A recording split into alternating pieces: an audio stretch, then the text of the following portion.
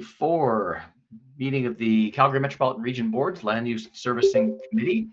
As ever, this meeting will be live streamed on YouTube, and we will also be recording the meeting. You will hear notice of that very shortly.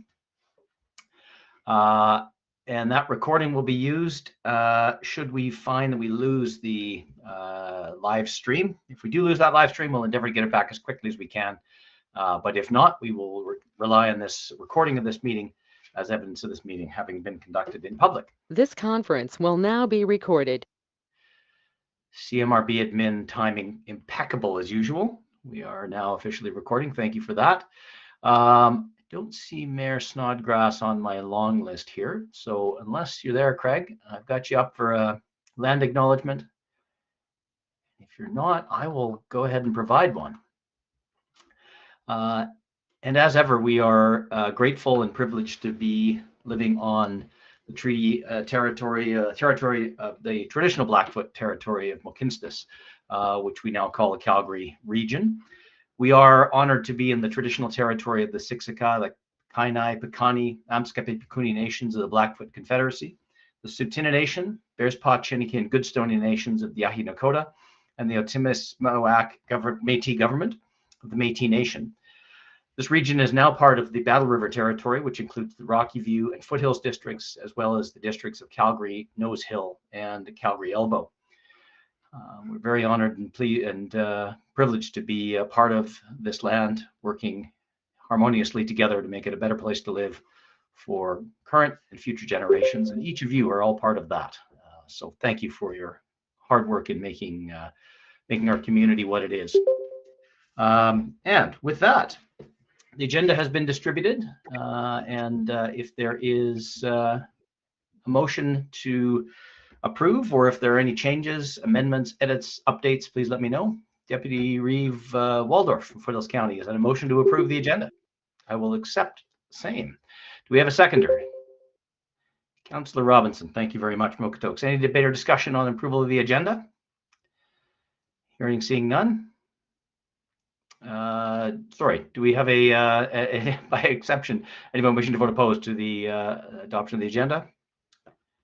Hearing, seeing none, that carries unanimously. Thank you very much. Same question for the minutes from our last meeting on 4th of July, 2024. Anyone wish to make that motion?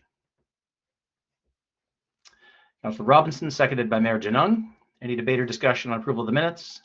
And anyone wishing to vote opposed to adoption of the minutes? Seeing, hearing none, carries unanimously. Thank you very much. Okay, on to the one substantive issue we have before us on our formal agenda today, and that is the updates to the REF interpretation guide. Lisa Tipman is going to take us through all of that. Please go ahead. Thank you, Mr. Chair. Good morning, committee members. Today we have before you pretty substantial update of the REF interpretation guide. This guide is the sort of series of procedures and processes that CMRB administration and the board use to approve REF applications. So the application comes in, and this document helps us understand how to process them, what CMRB admin's role will be, what the applicant's role is, and how the board will weigh and make decisions. So it's a pretty important document, and it's been quite useful in terms of creating consistency and transparency in the REF process. However, as new applications come up, sometimes we find there are limitations to the document or corners that we didn't see around, and this is one of those cases.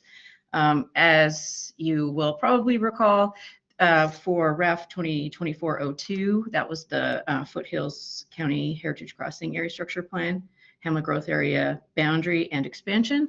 And this was one case where we had our very first application for a new Hamlet Growth Area and an expansion of that boundary. So what we found going through that process was that some updates to this guide were needed in order to really be thoughtful about the different kinds of applications that would be coming in, and again, how we can be sort of consistent and transparent in those processes. So these amendments were started by that application and just trying to be as responsive and effective as we can be.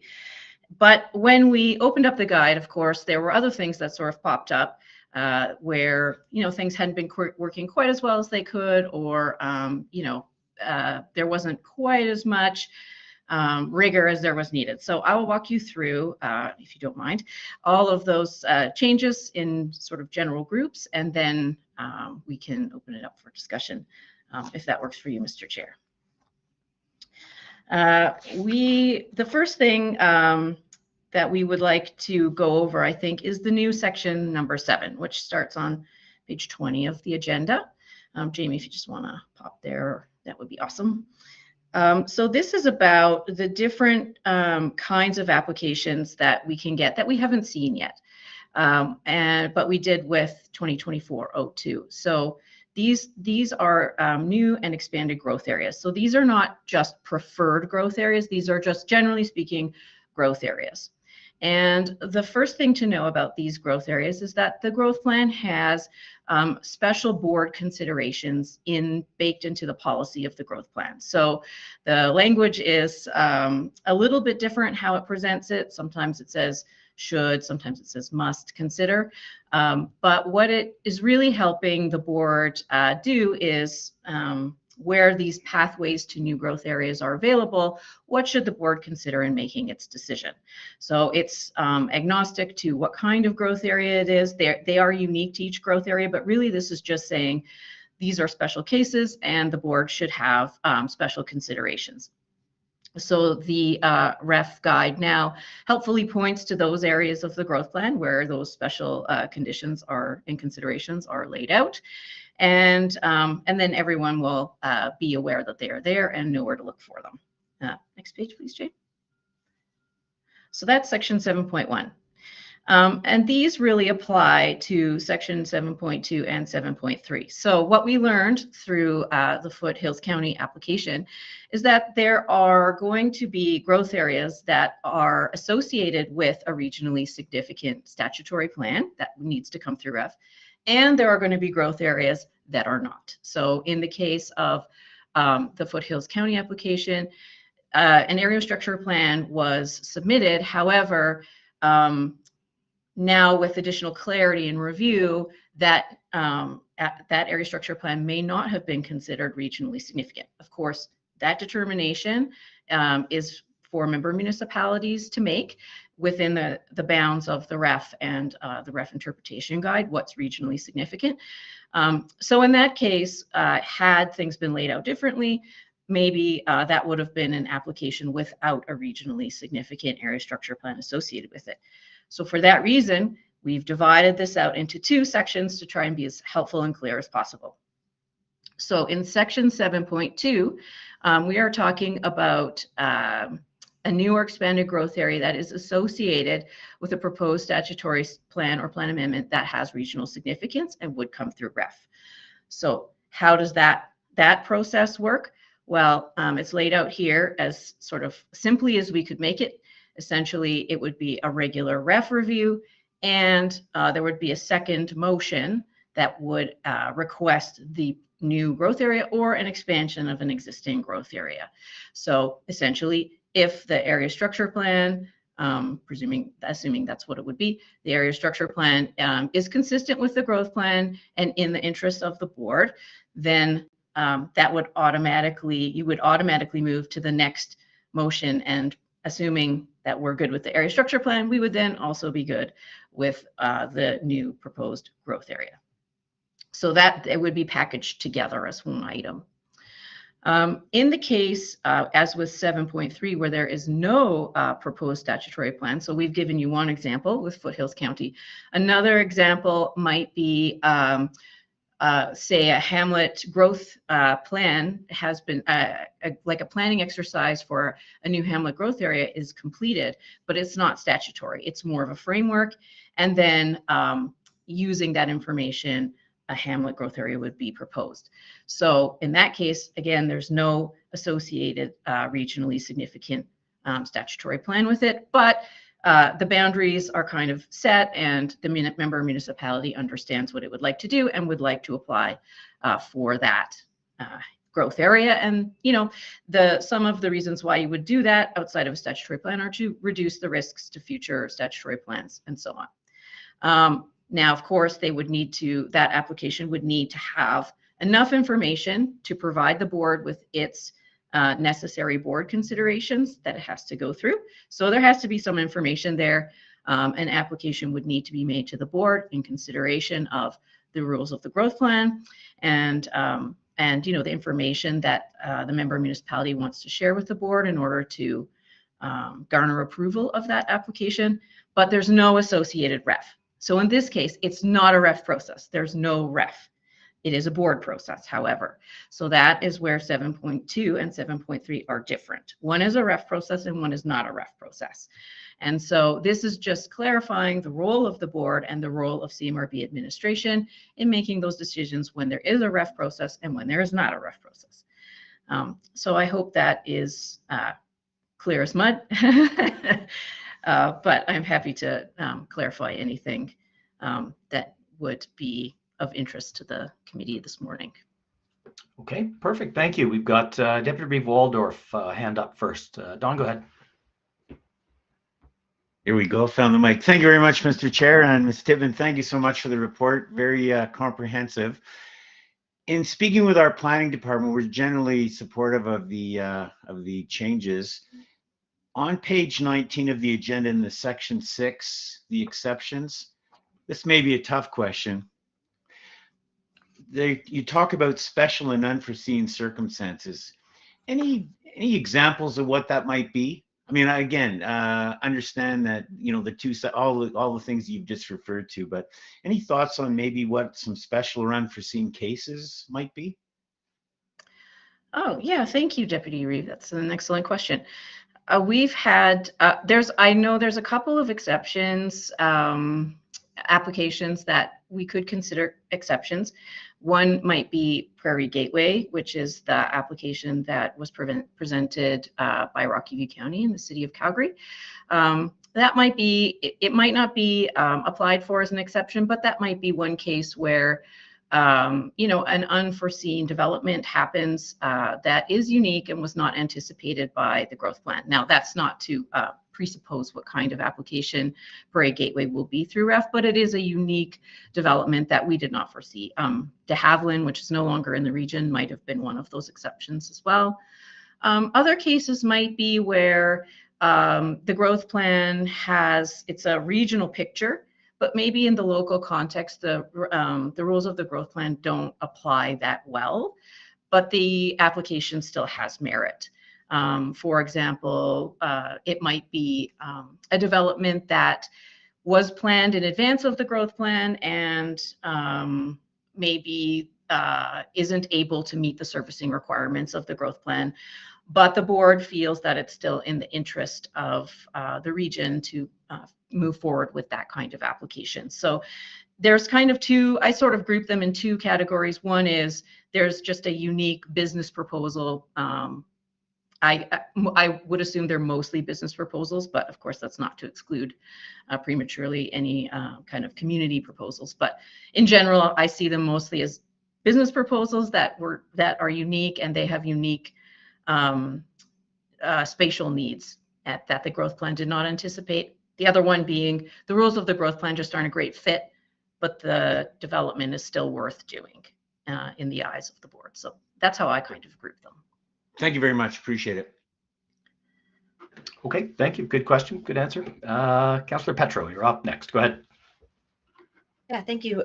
Through the chair, first of all, thank you for all of your work on this. It sounds like it's been a very, very, very long process. And from what my admin has told me, in the TAG meetings, the good majority of what was brought up has been addressed in here. So very well done on that. Just curious, as we all have our NDPs coming up and we'll have those coming through here, was the complexities of those MDP, was that taken into account when this was kind of drafted, or are we going to be back at this table again to do amendments? And I guess it's kind of a question for admin and all of my colleagues here. Did anybody flag anything that may be coming up in the MDP that wasn't covered in here? Thanks. Thank you, Councillor Petro. So in terms of the MDP, we have gone through we are in the process of going through an MDP review with the town of High River. So that process is coming along, and so far, just starting to go through the stages of that, it does seem to be following the REF process. Now, the REF process, of course, there may be some policy things that we don't really know how to interpret right now, but in general, those are policy issues and not so much process issues around the REF guide. MDP amendments, we've processed them a fair amount, and in general, they, the actual steps that the board takes and CMRB admin takes are pretty standard. One of the concerns, of course, that folks have is MDPs often require amendments, and new MDPs require typically a fair amount of community engagement and a fair amount of time and effort, and potentially technical review. So there's a lot of concern about the risk of getting to the end of the process and then having some policy interpretation come up that maybe hadn't come up before. That's always a risk with any application of any policy in any planning process. So what we've done to address those concerns is change the pre-application, optional pre-application meeting discussion. And it looks like a minor change, but I think in practical day-to-day life, it will be a significant change, which is to say, originally it was just a discussion about regional significance. And that was always thought of as, well, first of all, that's how the EMRB did it. So when we looked at their process, and we had generally adopted the process that they had in place because it was working fairly well. And there's no need to reinvent the wheel all the time. So we started there, and that's how they had set it up. What we've found now is there's a lot of desire to mitigate the risks of the REF review process to the extent possible. Of course, our concern is always maintaining the integrity of the REF process and allowing the board to have the opportunity to make decisions as it sees fit, and we are there to provide them with the information. CMRB administration is not there to make the decisions for the board, but to inform the board as much as we can in all of the things that are important to making those decisions. So the balance there, of course, is maintaining the integrity of the process, but also really supporting administrations in making sure that this process is as smooth as possible. We really want it to be an approvals process. So we're trying to make that as true as we can make it. So what we've done in order to address some of these concerns that have come up from administration is to really round out that discussion in the pre-application meeting to the extent we can, to include things like what's happened in other REF applications that have similar considerations, or where other things happen. So for example, the city of Calgary had the environmentally sensitive areas issue as the first REF and the first time we'd gone through it. So what do those policies mean? Well, we've adapted this guide in order to really lay out what we figured out there in terms of the information we would need to review it. So it's not about the policy so much, but it's about having the right information in order to review the REF. So that discussion about what's the right information and how much and what's missing is something that we are now going to do, feel more comfortable doing, and are committed to doing in advance. So hopefully that will catch things like, did you look at the definitions in the glossary? Have you thought about this policy and this policy? Because in previous REF applications, those policies didn't have enough information behind them to make, for us to make a recommendation to the board in that area, for example. So we believe that we will be mitigating a lot of the risk to the extent that we can now in that pre-application process. So that's a very long-winded answer, and I'm sorry for that. But I guess what I'm trying to say is we've heard administrations, and we understand wanting to reduce the risk. So we're trying to accommodate that as much as possible while still allowing the board its due review. That was a great answer. Thank you so much. All right. Thank you. On to Councillor Robinson from Okotoks. Go ahead, Brent. That wasn't the mic button. My question is about section 6, the exceptions recommendation, and particularly section 4, where it talks about the administration providing a recommendation on an exception to the growth plan under a REF application. And just as a kind of a bit of a preamble, I mean, the way the REF process works now is the recommendation is based on consistency with the growth plan. So basically, if an application comes in, administration looks at the application and the growth plan and says it's consistent or not consistent. And that's, you know, relatively straightforward. I mean, there's a lot of stuff in the growth plan that's a bit more art than science, but you know, there's a standard there. But for these applications that we're talking about in this section 6, now an opinion is going to be given on sort of, you know, the overall goals and objectives of the growth plan, and then the risks to achieving vision objectives and policies. And I'm curious if administration has already thought about what the sort of measurements might be that they're going to apply in giving those types of recommendations, or how it's going to develop those types of sort of standards that's going to apply in doing that sort of thing, or whether it's just going to sort of identify some things and leave it to the board to formulate those as it goes along, because that's a different sort of task, I would suggest, than just applying like kind of relatively black and white things. It requires a little more like nuance and policy making, if I can sort of express it that way. And I'm curious what administrations thought about that, or how they foresee that proceeding.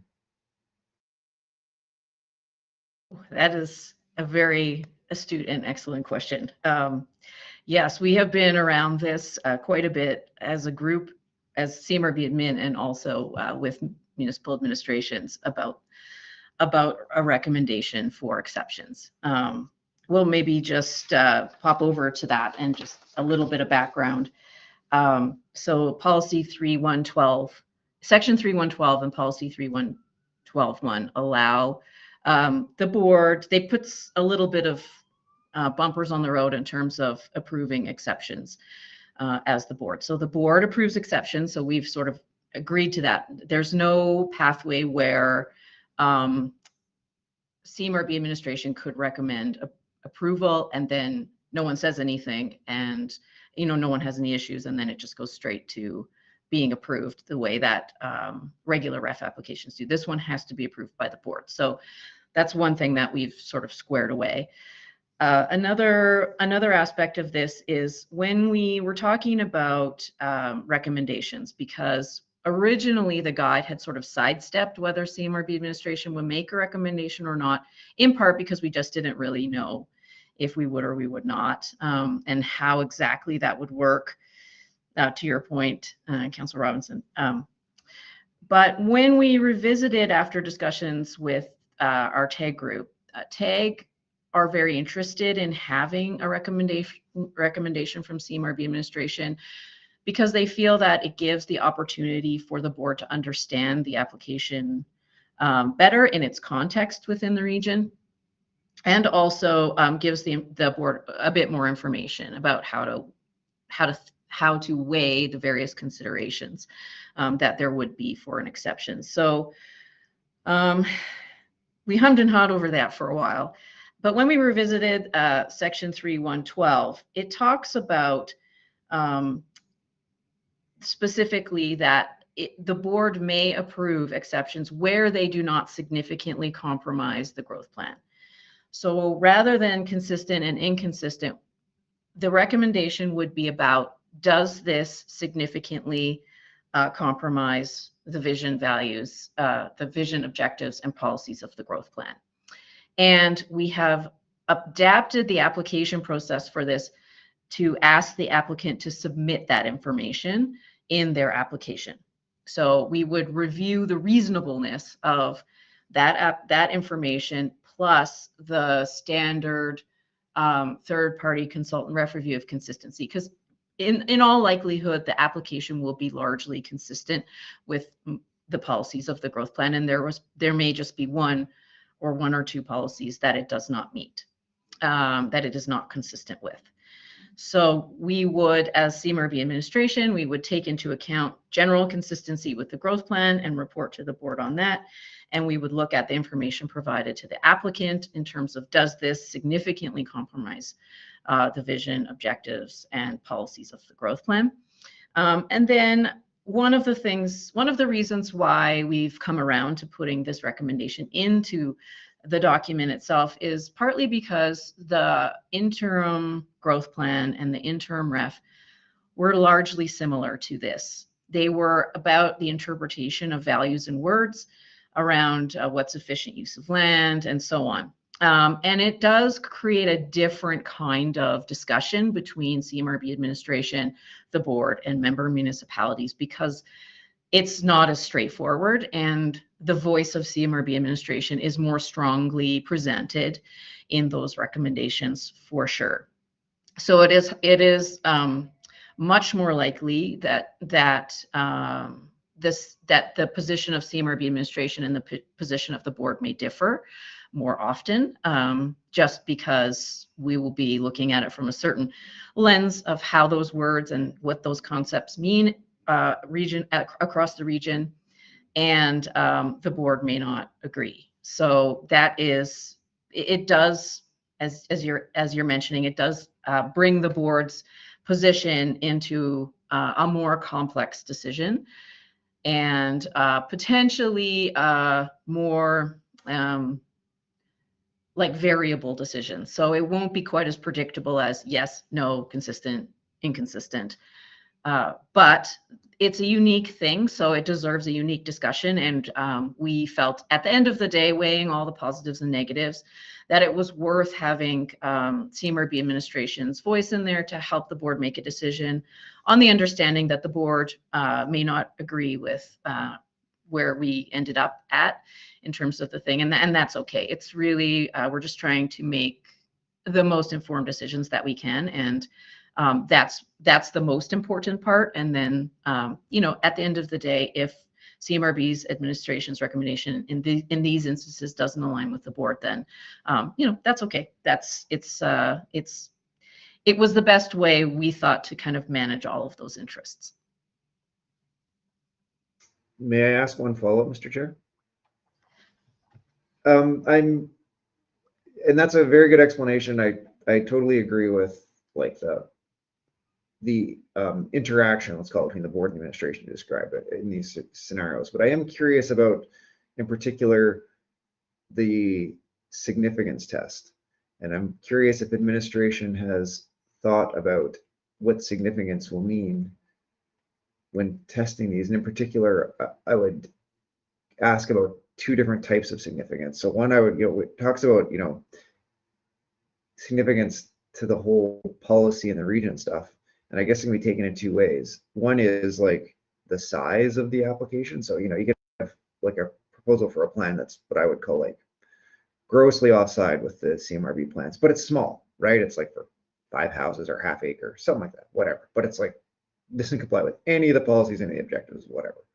Or you could have one that is, larger and complies with a whole bunch of them, but it's going to do more changes to the region and the way the growth plan envisions it. And I'm curious if administration has thought about those two different dimensions and has any views yet about how it's going to apply those two potential different dimensions. Yeah, thanks, Councillor. Thought about it, but in the absence of a specific application, it's really hard to know and predict. Ultimately, we are stewards of the growth plan at CMRB administration. Our number one job is to see the growth plan through to implementation. And so, I mean, you're right. Those are the main two considerations. One might be small, but if it erodes the policies of the growth plan in some meaningful way, then that is in some ways a much bigger deal than a large application that is just so unique. It would be hard to set a precedent for other kinds of applications, other than to say it's big and it's unique and it can only be located here, for example. So we would, I think, highlight and balance off those kinds of discussions. But yeah, ultimately, it's really hard to know until we get one. And I think we're willing to take the risk, but I suppose if it massively doesn't work, we'll be back in front of you with more ref interpretation guide updates and amendments in order to sort of clarify that process. I expect as we process one or two exception applications, we will have to tweak this process a little bit more. But just thinking about some of the exceptions that might be coming through ref in the nearest future, I think we've got it set up in a good way, but I suppose only implementation and practice will confirm it. Okay, good good discussion. Councillor Robinson, any further follow-up on that? Okay, good. Thank you. All right, I don't see anyone else on the speaking list. Do anybody else have any other questions or comments they want to share at this point? Please, go for it. Buzzer beater, as Jamie Grace would say. Yeah. I hate to put myself back on the hook, so to speak here, but I did want to just mention we've adapted the application process review a little bit, just because some of our member municipalities felt that the process wasn't quite set up in a way that their voices could be heard. And that they weren't able to provide the board with the information that they would like to provide. So just so you know, some of the changes around the meeting process, around moving from 20 minutes to 15 and having a rebuttal and so on, those are really just intended to allow the representatives of a development, whomever they may be.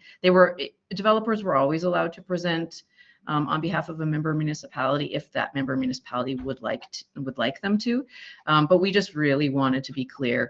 The member municipalities, it's important that voices and information about a development is heard in that board meeting process. So we've just amended it a little bit to allow for a better balance of voices and discussion in board meetings. So that was the final amendments to the application, Mr. Chair. Thank you. Yeah, thanks, Lisa. I think that is actually really important context and an important aspect of the changes proposed to the ref interpretation guide. Again, as I sort of, I don't even want to say I participated, but as we chatted, as Lisa and Jamie took me through these changes, that was an important piece, and I slot that into the category of continual improvement. As we've used the process, some things have come up along the way that have been frustrations, or hey, why is it like this, and we wish it were a little more like that. And these are things I understand came up through TAG, and so in making these other updates, it was a nice opportunity to address some of those questions that had come up along the way as well. So yeah, I just thought that's I'm glad you raised that, Lisa. I think that's important context here for this discussion as well. So thank you for that. Okay, and with that, anything further from anyone on the ref interpretation guide updates? And if not, I would invite a motion that the committee recommend to the board for approval the proposed amendments to the ref interpretation guide. Anyone care to make that motion? Councillor Petro, thank you very much. And Reeve Kissel. Any debate or discussion on that motion? And I will ask for a vote, please. All those in favor of the motion the committee recommend to the board for approval, the proposed amendments to the ref interpretation guide. All in favor. Anyone opposed? None opposed. Carries unanimously. Fantastic. That's great. Thank you so much. Reeve Kissel, are you? We've exhausted the substantive bits of the agenda, but we have this time together. So if anyone wishes to raise anything else, we can certainly add that to our we can have a bit of a chat about anything else. Councillor Petro, go ahead. Yes, thank you, Mr. Chair. I'm just wondering if this would be the appropriate venue, or if it should be a board conversation, just discussing what happened with the Green Line announcement in Calgary, and how that may impact, applications that we have. I don't know if that would be an in-camera conversation or not. Just wondering if we're going to be having a conversation about that and what that looks like. Just wanted to raise that. Thank you. Yeah, Good question. We've got a board meeting coming up on the 19th. That's a couple of weeks from now, but that certainly is something we could add to the agenda. We have a governance committee meeting next week. That may not be the perfect committee for that particular discussion. But if there's anything specific anyone wishes to raise now, we certainly can do that. It's entirely, the floor is yours if anyone wishes to raise anything. Or if it's all still a bit fresh and we need to gather a little more info, that is also a fair point as well. So really up to the committee here. If there's any questions or any info anyone wishes to share, certainly feel free.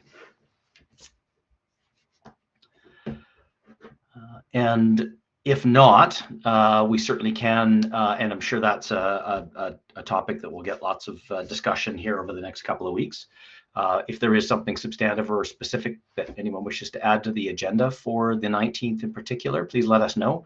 That agenda is shaping up to be reasonably substantive. There's a few things on there for sure.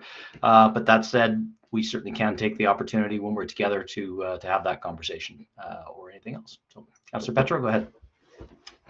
Yeah, thanks. Just as I'm not part of the meeting that's on the 19th, just really, the impacts to applications that we have ongoing from this process and what alternatives we have within those applications for other things that may fall more in line with the criteria. Yes, I'm trying to be very generalized here because we're not in a closed session, but really that's my main thing here is just to figure out what our alternatives are with this announcement. And I understand that it just happened yesterday, so everyone's going to need to get more info, but that's my main thing. So that's it. Thanks. Yeah, good question. Jamie, not to put you on the spot, but I will put you on the spot. Do you have any comments or anything you might want to share on that, or even just a thought on how we may want to approach that on the 19th, if at all? I think we will have the opportunity at least once to connect with our colleagues around the region working in transit. And so I think it's worthwhile making sure that we have a bit of time to dialogue about what yesterday's events mean. So more to come, I think. And we will, just so you know, Councillor Petro had the chance to connect with regional colleagues. So. Okay, great. Thank you, Jamie. Okay, anything else on that? Councillor Putmans, go ahead. Hi, Greg. Can you hear me? We sure can, you bet. Yes, thank you. I'm Ward 6 Councillor Calgary, standing in for GC Carra, your regular member today. So I thought I should just jump in and say, sorry, I'm not really prepped to discuss what happened yesterday. The mayor will be discussing this matter with the premier this morning, I believe, and we might have more to say after that discussion. But I'll leave it to the routine member. I'm just the backup member. I'll leave it to GC. He's had a conflict today and apologizes he can't attend. I'll let him take the ball forward. We'll have it better. I put it this way: I felt like I was hit by a truck yesterday, so I'm just recovering, and we'll have perhaps a more coherent response available to you as time goes forward. I would suggest in the near future. Okay. Good. Yeah. Thanks, Richard. Appreciate that. Yeah, it is all still a bit fresh, isn't it? So we'll let that evolve. We've got a couple of opportunities then to get together. Anything else before we say goodbye for the day? I'll let you get on with the rest of your morning. And if not, as previously mentioned, our next meeting, CMRB, will be governance next Friday, a week tomorrow, online, GoToMeeting. Board meeting on Thursday, the 19th in the afternoon will also be on GoToMeeting. That's a somewhat abbreviated meeting, but having seen the draft agenda, there's plenty to talk about. So come prepared, those of you who are board members. The next land use servicing is a month's time on Thursday, 3rd of October, again, 9 a.m. on GoToMeeting as usual. And then we have a speaker series, board meeting and strategic session on Friday, the 25th, for most of the better part of the day, 10 a.m. to 4 p.m. will be that. That speaker series is going to be very interesting. And the board meeting and strat session equally interesting. Those, of course, will be in person at the Confluence. If there is nothing further, I will wish you a fabulous Thursday and be the beautiful Calgary region and give you a couple hours back in your day. Thank you all. Be well.